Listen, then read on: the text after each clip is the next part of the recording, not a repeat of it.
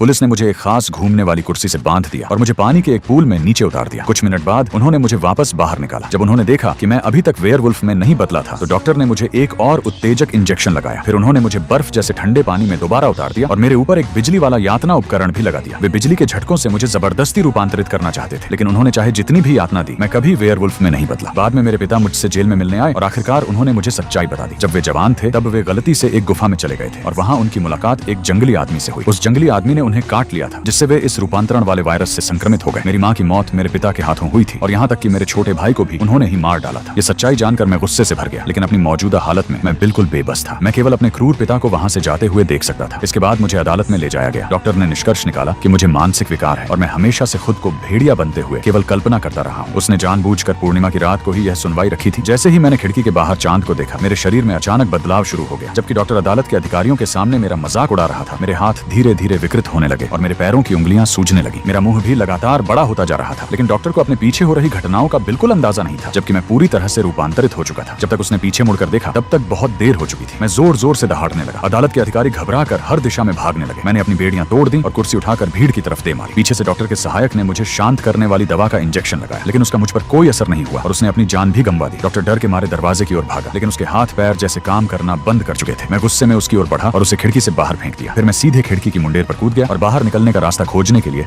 छत पर चढ़ गया। आसमान में चमकते पूर्ण चंद्रमा ने फिर मेरा ध्यान अपनी ओर खींचा, मानो उसने मुझे और भी अधिक शक्ति दे दी हो। मैं सीधे नीचे कूद पड़ा और सड़कों पर तेजी से दौड़ने लगा। दूर खड़े पुलिस अधिकारी मुझ पर गोलियां चलाने लगे। मैं मजबूर होकर एक गली में घुस गया, जबकि दूसरी तरफ जासूस पहले से ही घात लगाकर बैठा था। उसने सभी अधिकारियों को मुझ पर गोली चलाने का आदेश दिया, लेकिन गोलियां मेरा कुछ भी नहीं बिगाड़ सकी। मैं उनके सिरों के ऊपर से छलांग लगाकर निकल गया और सभी पुलिसकर्मी बस मुझे दूर जाते हुए